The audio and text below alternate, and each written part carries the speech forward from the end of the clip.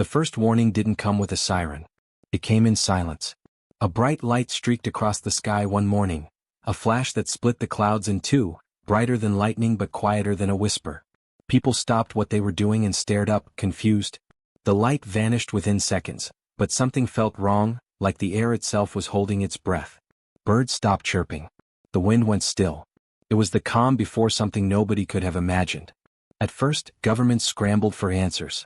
Satellites tracked the trail to a source beyond the solar system. The object had slowed down just before reaching Earth's atmosphere, hovered for exactly 3.2 seconds, then disappeared from radar. It didn't crash. It didn't land. It vanished, like it had decided to wait. That same night the dreams began. Millions of people across every continent reported the same thing. A cold place, endless black, and a voice, not spoken aloud but felt deep in the chest. Not words exactly but an intent. A warning. An unspoken countdown. People tried to rationalize it. Stress. Shared hysteria. Some said it was a government weapon test gone wrong. Others blamed the internet. But when entire cities started hearing a hum in the walls, when power grids failed for precisely 20 seconds in perfect sync worldwide, when animals started hiding underground and refused to come out, rationality wasn't enough. The first attack wasn't fire or bombs. It was doubt. People started turning on each other. Paranoia spread. Phones stopped working in pockets of the world, only to work again minutes later. Drones dropped out of the sky. Planes reappeared hundreds of miles off course with no memory from the pilots. But no one was hurt. Not at first. Then the voice came again. This time it was no longer just in dreams. Your time is borrowed. Decide. That's when humanity knew it wasn't alone. And whatever had found them was waiting. Governments tried to reach out. They sent signals, probes, even messages carved into satellites. Nothing came back. The entity, or entities, didn't answer. Just watched. Always watching. Then, somewhere in the Nevada desert, a team of engineers picked up something no one else had noticed. Buried in the noise of global panic and the scrambled transmissions was a signal. A steady pulse. 4 beats. Pause. Then 3 more. It repeated over and over. One of the team members, a young woman with more gut than protocol, narrowed her eyes and whispered, "That's a countdown." The team went pale. They tried to warn the world, but the message was buried. Too many voices screaming at once. Too much fear. And time? Time was running out. 2 weeks later, the first ships arrived. They didn't descend from the sky. They unfolded. Above cities, above oceans, above deserts, massive black structures shimmered into existence like someone pulling back a curtain on the stars. No exhaust. No noise. Just presence. They floated without moving, their surfaces rippling like ink in water, reacting to nothing. A dozen of them. Maybe more. Humanity's greatest minds tried to understand. Scientists, engineers, linguists. Nothing made sense. The ships didn't emit heat. They didn't reflect radar. They didn't even cast shadows properly. And still they waited. Then one ship moved. Just a tilt. A twitch. A change in posture, as if something inside it had just turned its head. The world held its breath. Suddenly, across every screen, every speaker, every surface capable of emitting sound, came 3 words. "We've got this." That was it. No one knew where it came from. It wasn't a global broadcast. It was something deeper. Everyone heard it, but differently. In their own voice. Their own language. Some felt it in their bones. Others swore they heard it whispered behind them. But all of them felt the same thing. Something had changed. It wasn't the aliens. It wasn't the governments. It was us. Somewhere, someone had said it, and everyone believed it. A firefighter in Tokyo stood taller. A doctor in Lagos steadied her hands. A mechanic in Argentina grinned through his tears. A boy in Norway who hadn't spoken in weeks looked up and said to his father, "We're gonna be okay, right?" And his father, eyes full of fear, still found the strength to say, "Yeah, kid. We've got this." Across the world, something clicked. Not everyone felt it, but enough did. That phrase started spreading not like a meme or a trend, but like a heartbeat. A reminder that humans, when pushed far enough, when cornered hard enough, don't quit. They resist. And sometimes, they win. But winning didn't mean fighting, not yet. Because no one even knew what kind of war this was. While governments scrambled and militaries stood at full alert, a small group of people, scientists, soldiers, programmers, dreamers, started working in secret. Not for weapons. Not for escape. But to understand. They noticed patterns the world had missed. Clues left behind in the electrical static of those power failures. Fractal patterns inside the hums. Hidden layers in the alien ship's surfaces, shifting in ways that matched human brainwave frequencies. It wasn't just a countdown. It was a test. And humanity was the subject. The real war hadn't begun. Not yet. The enemy wasn't here to conquer, not in the traditional sense. He wanted to see who we were. What we'd do. Whether we'd tear ourselves apart, or become something more. That phrase, "we've got this," became something more than words. It became a line people held onto. Even when the sky darkened with artificial clouds and the oceans receded 10 meters overnight. Even when gravity itself wavered in strange places. Something was pushing us. Something ancient. Cold. But not cruel. Just curious. Every culture responded differently. Some prayed. Others rioted. But in the middle of it all, there were stories, small ones, powerful ones. Stories of humans stepping up, reaching out, helping each other through the fear. A girl in a wheelchair hacked into one of the alien signals and found a pattern that matched her seizure data. A blind man heard something inside the ships no one else could.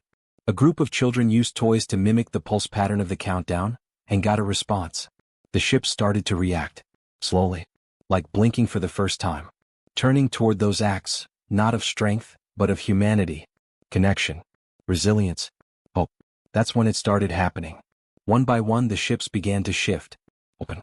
Show slivers of impossible geometry. Light spilled out, sometimes warm, sometimes cold. And sometimes, reflective. As if the ships were showing us to ourselves.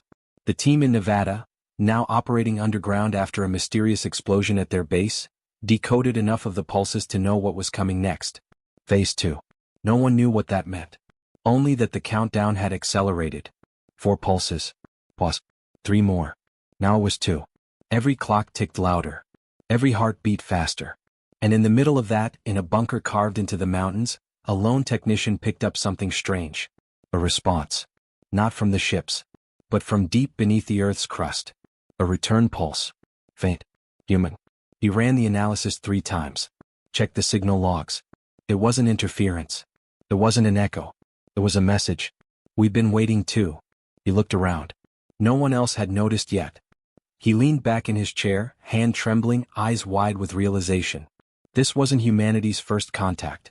This was round 2. And someone somewhere had been here before. Someone who had survived it. But before he could say anything, the lights flickered. A low hum rattled the room. His screen went black. And across the ship closest to Earth, a single word appeared on its surface, visible to satellites, to telescopes, to anyone looking. Decide. No instructions. No guidance. Just the one word. Humanity had one choice. One shot. One chance to prove that the phrase wasn't empty. That when we say "we've got this," we mean it. But time was out. The sky began to fracture. And the real test was about to begin. It started with a crack. Not a sound, but a line across the sky, thin, white, unnatural. It stretched from horizon to horizon, too straight, too perfect. People stared at it like it was some kind of joke. But it didn't go away. It hovered there for hours, then slowly began to pulse like a vein in the sky. Every expert left alive was staring at their instruments, but nothing made sense. It wasn't made of matter, not any kind we understood. It didn't reflect light correctly. It didn't register on any known frequency. Yet everyone could see it. Then came the second crack. And the third. And that's when people stopped laughing. Back in the mountains, the technician whose screen had gone black sat in the dark, lit only by a flickering emergency bulb. His heart raced as he typed blindly on the backup console, trying to pull the last message back. The words "we've been waiting to" repeated in his head like an echo. Who sent it? Oh. And why now? He barely had time to wonder before the power returned. But when the monitors came back online, the signal was gone. No trace. Nothing in the logs. It was like the message had never existed. But he knew what he saw. He wasn't the kind of guy to imagine things. All his life, he trusted numbers, signals, patterns. This wasn't imagination. It was real.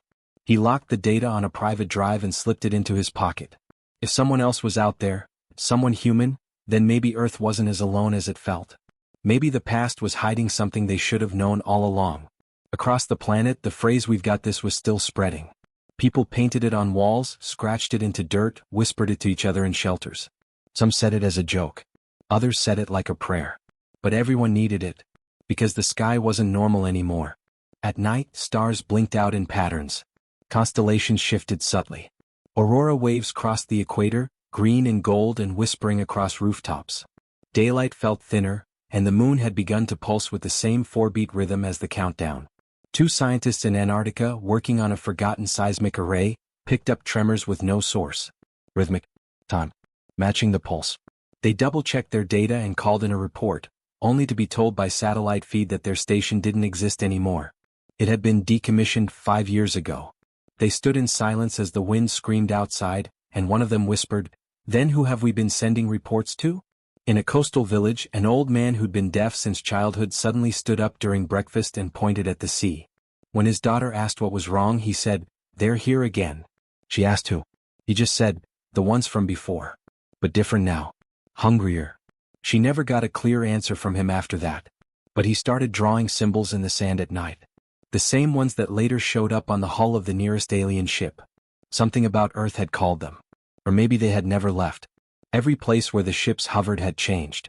The ground grew warm. Plants bent in strange directions. Buildings aged faster. People heard voices when they stood too close. Not words, but feelings. One man stood beneath the largest ship for 3 days straight, refusing to move.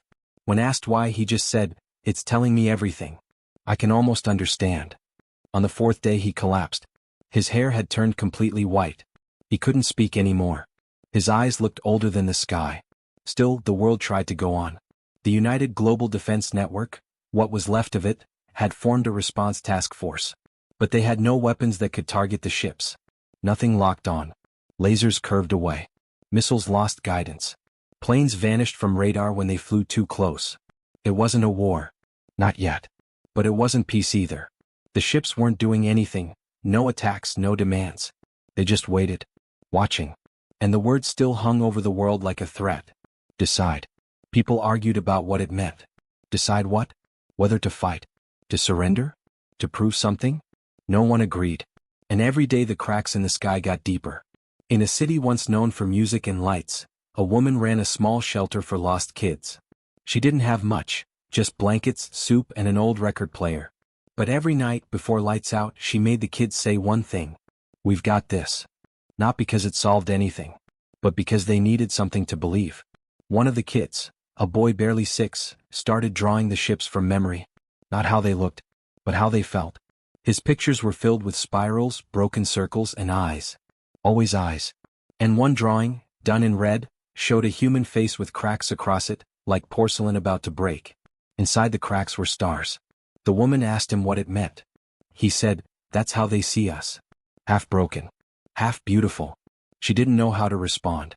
Far underground, in an old Cold War facility deep beneath the Swiss Alps, a group of people gathered. Not politicians. Not generals. But listeners. People who had studied signals, static, patterns. Some of them hadn't spoken in years. Others had been called crazy for decades. Now they were the only ones making sense. They noticed something strange. The countdown pattern, 4 pulses, pause, 3 pulses, wasn't random. Was a question. Not in words. In structure. A test. Not just to see if Earth was strong, but to see if Earth was ready. Ready for what, they didn't know. But it was clear the answer wasn't force. Every time someone tried to attack the ships, they simply vanished, just blinked out of existence for a few seconds and reappeared somewhere else, untouched. Not invulnerable. Just unimpressed. In the Nevada bunker, the technician who saw the hidden message was now being watched. He knew it. Cameras that hadn't worked in months suddenly clicked to life when he walked by. Doors locked behind him that used to stay open. He stopped talking to anyone except a woman on the edge of the programming team, quiet, brilliant, tired like him. She had also seen something. Something buried deep in the alien frequencies. Something human-made. They compared notes in secret. And slowly a theory started to form. What if the aliens weren't first? What if humanity had sent something out long ago, before recorded history, before written language? What if that something had called them? The woman found references to an old project, scrapped decades ago, called Project Horizon. There wasn't much, just fragments. But one page stood out. It said, "In the event of contact, the phrase must be repeated to anchor human identity." Phrase, "We've got this." They stared at the page for a long time. No date. No authorship. Just that. The phrase hadn't come from the ships. It had come from us. Or rather, from someone like us. A long time ago. The technician asked, What if the phrase is a trigger? The woman didn't answer. But her eyes said everything. They started searching for other anchors, phrases, symbols, ideas that might be part of some long-forgotten protocol. But they kept hitting firewalls. Files that deleted themselves. Systems that shut down when probed too deep. Someone didn't want this part of the story told. Back outside, the cracks in the sky were no longer lines. They'd begun to pulse just like the ships. On the news, what little was left. Scientists admitted they couldn't explain what was happening. Some thought it was a projection. Others thought it was the fabric of space thinning. But everyone agreed on one thing. Something was coming through. People kept hearing things at night. The sound of oceans where there were no oceans. The breath of something massive behind city buildings. Children dreamed of old places, stone cities filled with glass trees and silent stars. And always, that feeling of being watched. Not with anger, but with hunger. The countdown was nearly done. Back in the shelter, the woman's record player finally broke. The kids were scared. One of them asked if they were going to die. She knelt beside him, voice shaking but steady, and said, "No, not today. Because we've got this, remember?" The kid nodded. But in his eyes, something changed. A kind of stillness, like he knew more than he should. He went back to his drawing. This time he drew the shelter. But outside it, the sky was cracked completely open. And something big, impossibly big, was reaching down, not with claws but with fingers made of light. The woman asked what it was. He said, "It's the test." She didn't ask again. In the Swiss facility, the listeners gathered one final piece. One of them, an old man who hadn't spoken in years, suddenly stood up, eyes wide. He whispered, "It's not a test for them. It's for us." And just like that, the ground began to shake. Not violently, rhythmically. The countdown was almost over. The cracks in the sky shimmered. And somewhere far away, beneath the earth or behind it or inside it, a sound began to rise. Not music, not speech, but the echo of something humanity had forgotten. And it was calling back. But what it would find was still unknown. The pulse became everything. It was in the sky, in the ground, in people's chests. 4 slow beats. Pause. Then 3 quick ones. It repeated over and over like the whole world was breathing to the same rhythm. It didn't matter where you were, mountains, deserts, cities, ruins, everyone felt it. Like it was under their skin. And time felt strange. Some said the days were getting shorter, others swore they were longer. The sun hung in the sky too long. The stars blinked too fast. Animals behaved differently. Birds flew in circles. Dogs stared at walls. Even the oceans were quieter. Still, almost like they were waiting too. Everywhere people whispered the same thing now, the countdown is ending. But no one knew what came after. In the bunker, the technician and the woman kept working, though they barely slept. The phrase "we've got this" kept showing up in older and older files. It wasn't just a slogan. It was buried deep in old communications, early space records, even childhood education programs no one remembered being taught. It was like someone had planted it long ago, hoping we'd remember when the time came. They found one last encrypted file, locked behind layers of code no one should have been able to break. The technician tried anyway. Hours passed. His hands were shaking, his eyes burning. But finally something clicked. The file opened. Inside was a single line of text. "The decision isn't theirs. It's ours. Asterisk asterisk." The woman stared at it, her voice barely above a whisper. "They're not waiting to attack." He nodded slowly. "They're waiting for us to choose." But choose what? He didn't have an answer. Outside, the world was on edge. In every country still standing, people gathered in parks, rooftops, streets, anywhere with a clear view of the sky. No one told them to. They just came. Parents held their children. Friends clung to each other. Soldiers lowered their weapons. Strangers cried without knowing why. The ships were closer now. Not by distance, they hadn't moved. But somehow they felt closer. More present. As if reality around them was thinner. More fragile. And the cracks, those strange white lines in the sky, were almost fully open. You could see through them now. Not to stars. But to something else. A place maybe. Or a mind. Shapes moved behind the cracks, too large to understand, too strange to be real. Some people dropped to their knees. Others couldn't stop staring. A woman in Brazil whispered, "They're showing us what's next." A man in Finland murmured, "No. They're showing us what we could have been." The countdown beat louder. 4 slow. Pause. 3 fast. And then it started speeding up. The technician's chest tightened. "It's accelerating. Whatever's coming, it's almost here." The woman was already moving. She pulled open a dusty panel and revealed a second console, one even older than the rest. It hadn't been used in decades, but it hummed when she touched it. She turned to him. This is where the original transmission went out. If we sent something before, this is how we did it. He stared. You think we can respond? No, she said. I think we have to. She opened a channel. It was blank. No interface. No signal. Just empty space waiting. The technician hesitated. What do we even say? She looked at him, her eyes full of fear and something stronger. The truth. In the shelter the kids were quiet now. All of them had stopped drawing. The light from the cracked sky filled the room with an eerie glow. The woman stood at the window, arms around the youngest child. He looked up at her and asked, Is this when the world ends? She kissed the top of his head. No, sweetie. This is when we decide if it does. Up in orbit the ships began to shift. Not forward. Not backward. Just deeper. Like they were folding into themselves, becoming more real. The sound changed too, deeper, more complex. Some said it was beautiful. Others said it hurt. Then came the voice. It wasn't loud. It wasn't even sound. It was felt. Inside every mind. Show US. Just that. Not a threat. Not a command. A request. People all over Earth dropped whatever they were doing. Some screamed. Others fell silent. Many just cried. Because they knew what it meant. It wanted us to show who we were. Not the wars. Not the machines. Not the science. A nurse in a ruined hospital sat beside a dying man and held his hand, whispering comfort until his last breath. A father pulled his daughter out of a collapsed subway and smiled through broken ribs. A group of strangers passed food down a human chain to a trapped woman underground. No one told them to do it. They just did. In the bunker, the woman began speaking into the console. We don't know what you are. We don't know what you want. But we know who we are. The technician joined her. We're not perfect. We've made mistakes. We've hurt each other. But we also build. We create. We protect. Her voice trembled, but she kept going.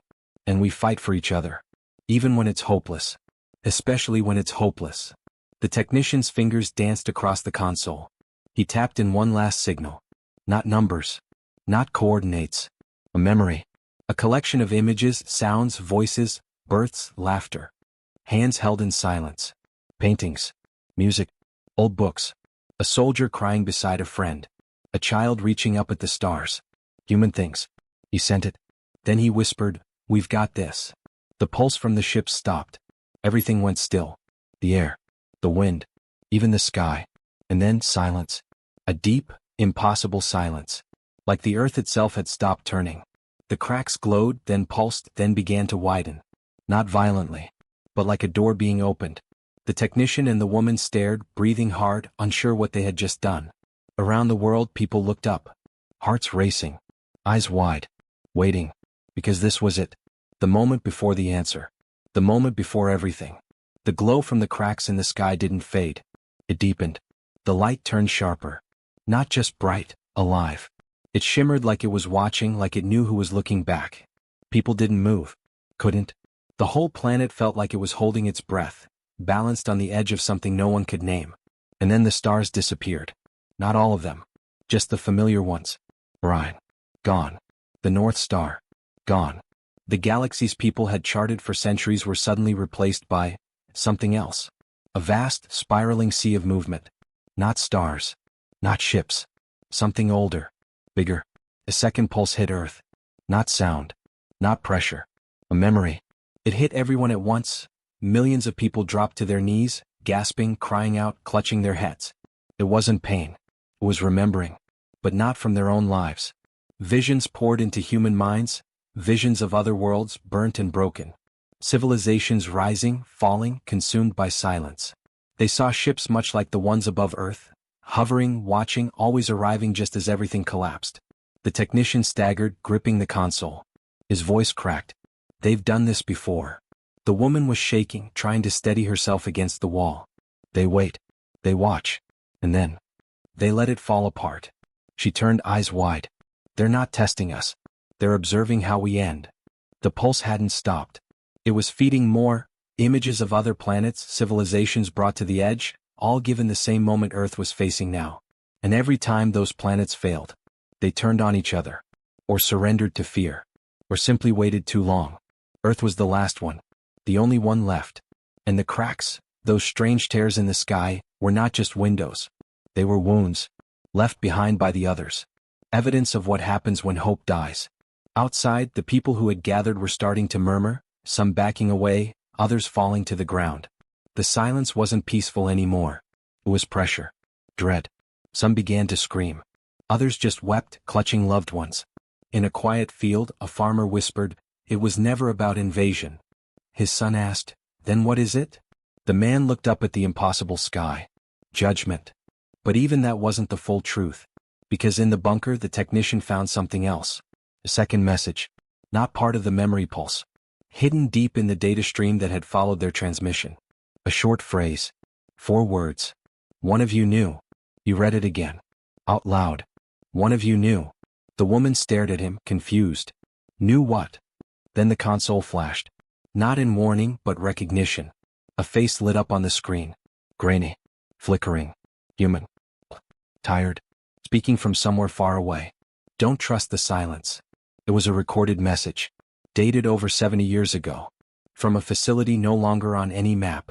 The man on the screen had deep lines around his eyes, but something sharp in his gaze. "If this reaches you," he said, "then you've made contact. You've sent the phrase. You think it's hope. It isn't. It's bait." The woman whispered, "No." The man continued, "They don't test strength, or kindness, or unity. They test for obedience, for silence in the face of the unknown. They wait to see if you'll break yourself before they have to." He leaned closer to the camera. The phrase was never meant to save us. It was meant to lure them in. The screen blinked out, and the silence returned. But now it felt wrong. Not neutral. Not curious.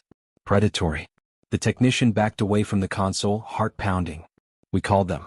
We told them we were ready." The woman stared at the glowing cracks above. "And now they're watching to see if we fold."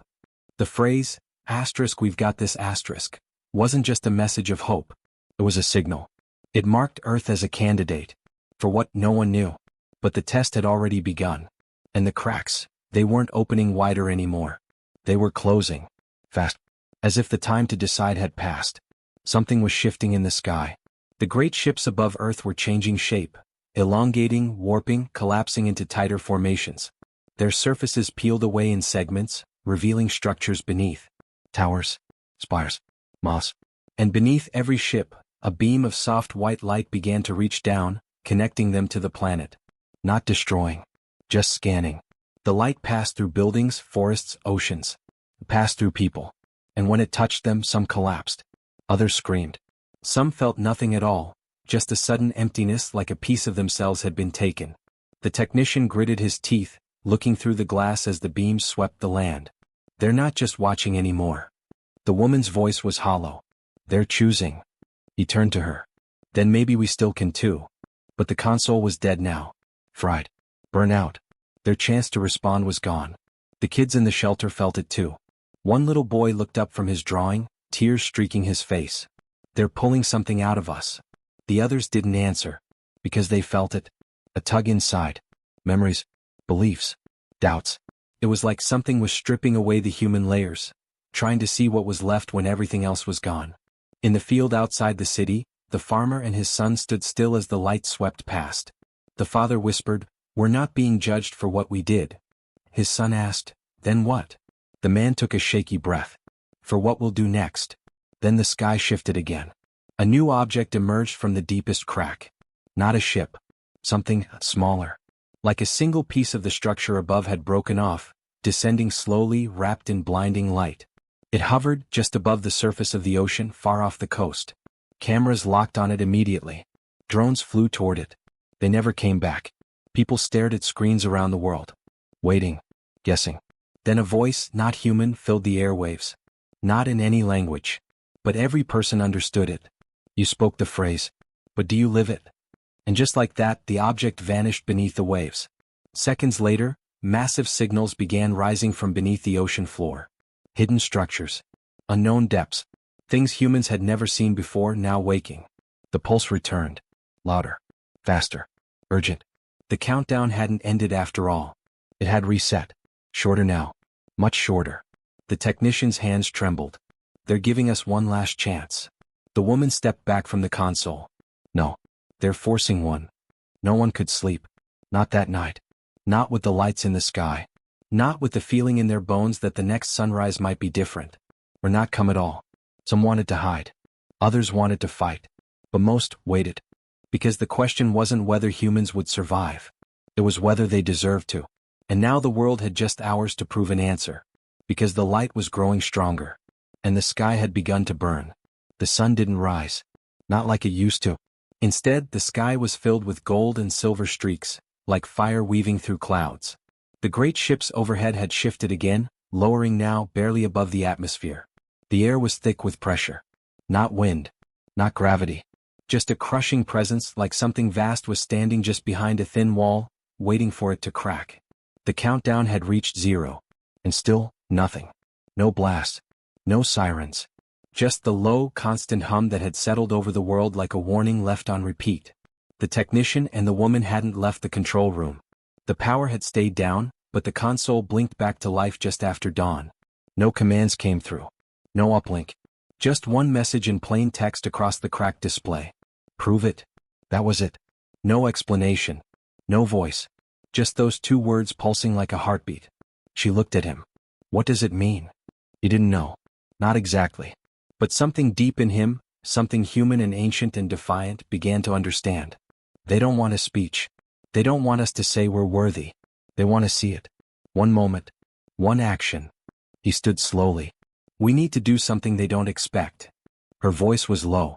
They've seen everything. What haven't they seen? The technician stared at the cracked sky, at the ships shaped like judgment and silence and endings.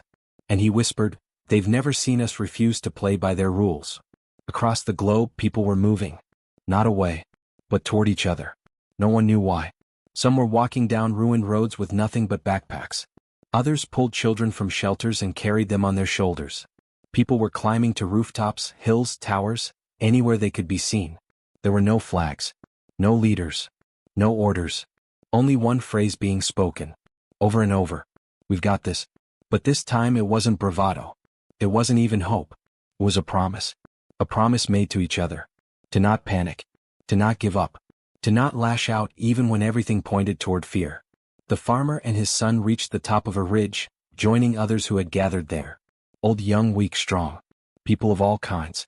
Some holding hands. Some just standing still. All of them silent. All of them waiting. The technician activated the last emergency broadcast he could. Audio only. One last message. He didn't ask for anything. He just spoke. I don't know what you are. I don't know what you want from us. But you've taken everything you need to know already. You've seen our worst. Our fear. Our violence. Our mistakes. But maybe, that's not all we are. He paused, voice steady. We don't always get it right. We fail more than we'd like to admit. But when it matters, when it really matters, we stand. Not as one perfect species. Not as heroes. But as humans. Flawed. Loud. Hopeful. Another pause. We don't have weapons to match yours. Or knowledge. But we have something you've never taken. Something you can't scan or tear out of our bones. He leaned in, finishing with a whisper. We've got this. He turned off the mic. And waited. The ships didn't move. The sky didn't crack open. And for the longest time nothing changed. Then, without warning, a ripple passed through the atmosphere. Not wind. Not sound. Emotion. It poured into every living mind on Earth like a wave of heat, confusion, curiosity, and disbelief. But it wasn't ours. It was theirs. The beings behind the ships had felt something. They weren't angry. They were stunned. And then they spoke. Not with sound but with thought. A single word. Deviation. And the ships began to fracture. Not explode. Not retreat. Just unravel. Like they had failed their test. The golden hulls split apart, floating upward like dust. The beams vanished. The cracks in the sky closed like wounds that had been mended from the inside. One by one the watchers disappeared. All except one. A single craft hovered just above Earth's upper atmosphere. Small. Silent. Then it began to descend. No longer threatening. Just drifting. Slowing. When it touched down, on the ocean gently as a feather, something stepped out. It wasn't tall. It wasn't glowing. It wasn't a monster or a god. It was small. Gray. Fragile. Quiet. It looked like it could barely stand under Earth's gravity. Its arms were thin, eyes wide, almost afraid. But there was a depth in them. A weight of centuries. Maybe more. It didn't speak. It simply listened. To the wind. The waves. The voices of people who had gathered on every coast. And slowly, it sat. Cross-legged. Childlike. Waiting. The technician and the woman saw the footage from a drone that had survived. The being made no move. No demand. No threat. It had seen something it hadn't expected. It had felt something it couldn't process. Not surrender. Not rebellion. But unity. Not perfect. Not pure. But real. And then, just when everyone thought it was over, when the danger had passed, when Earth was safe again, one last pulse hit. But this time it came from inside the planet. The oceans surged. Not violently, just shifted. The ground quaked. Mountains pulsed. And the skies began to flicker again. Only this time it wasn't them. It was us. Satellites all over the world reported the same thing. Buried structures. Deep beneath the crust. Things not alien. But human. Forgotten technologies. Abandoned vaults. Machines we hadn't built. Or had built so long ago we'd lost the memory of them. The twist wasn't that we had survived the test. It was that we had given it. Centuries ago.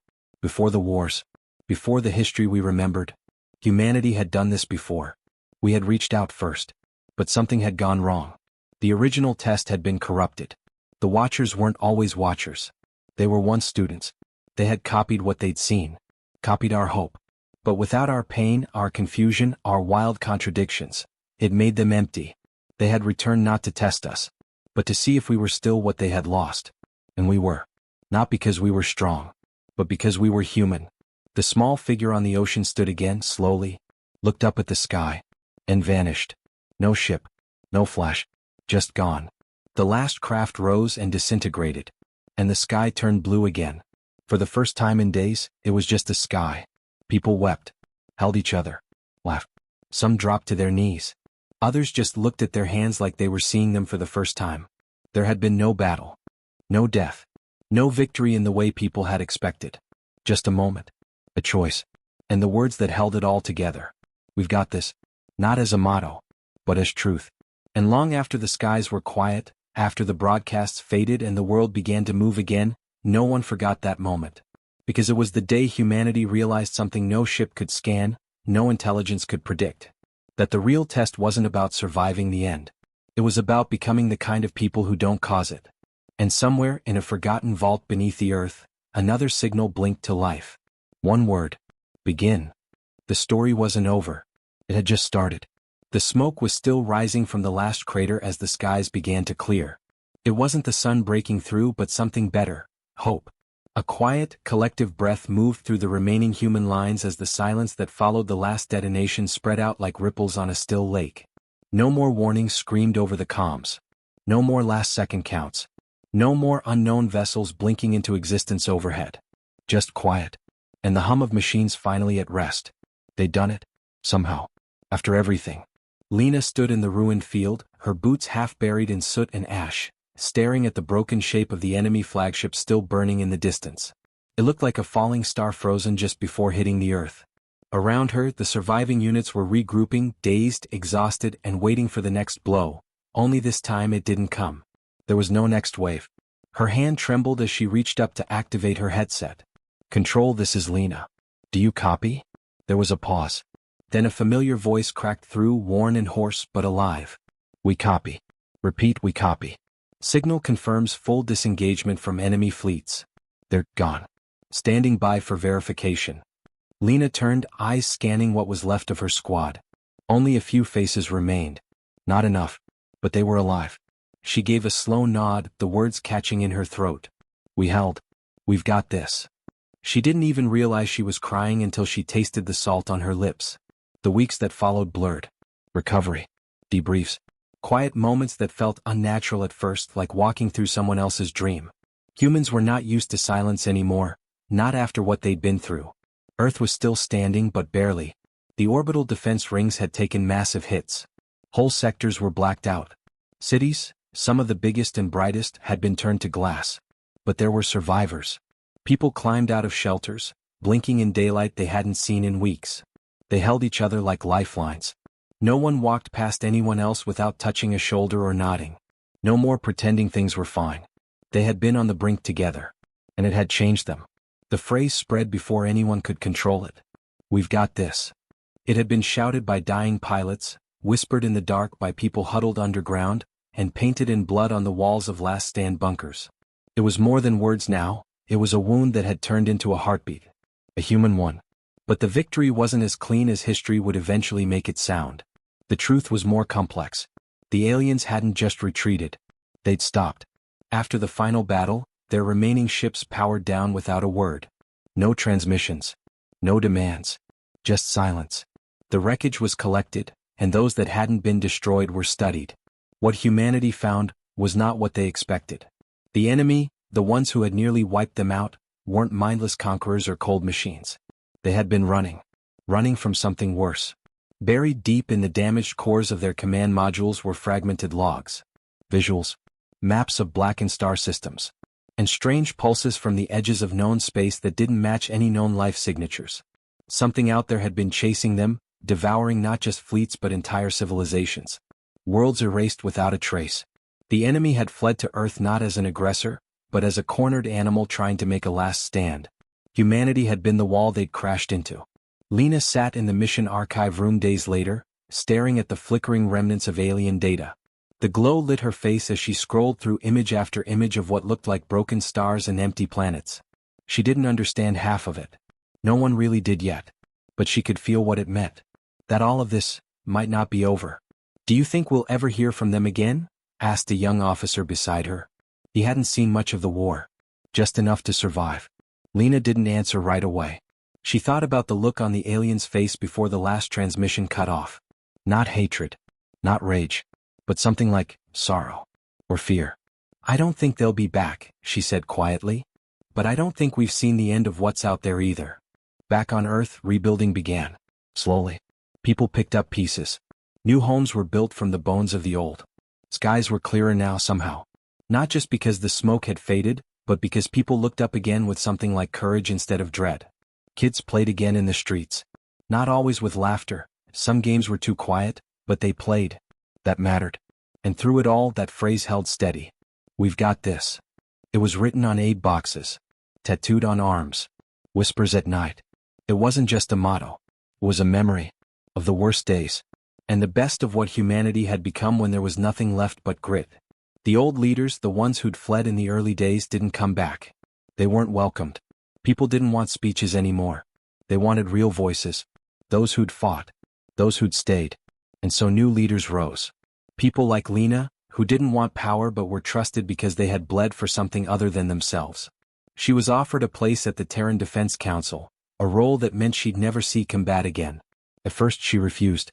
But then she remembered the faces of the young ones who had followed her into the fire without question. They needed someone to stand up when it mattered. She accepted. Quietly. Even years later, long after the last reconstruction drone had finished its work and the last scorched battlefield had been turned into a garden, people still remembered. The war was archived, yes, but not hidden. Monuments weren't made of statues. They were stories told from one to another. About the time the sky nearly fell. And humanity caught it. When the first deep space exploration fleet launched again, it wasn't with fanfare or fireworks. It was with solemn pride. Each ship bore the same inscription on its hull. "We've got this." No one knew what they'd find out there. Whether the shadow that had chased the aliens was still moving. Whether it would one day come for them too. But Earth was ready. And if it came, they wouldn't run. Not this time. Because when the darkness had come before, humanity didn't just survive. They stood together. They fought as one. And in the face of extinction, they whispered something simple, something defiant, something impossibly human. "We've got this." It was never just a phrase. It was a promise.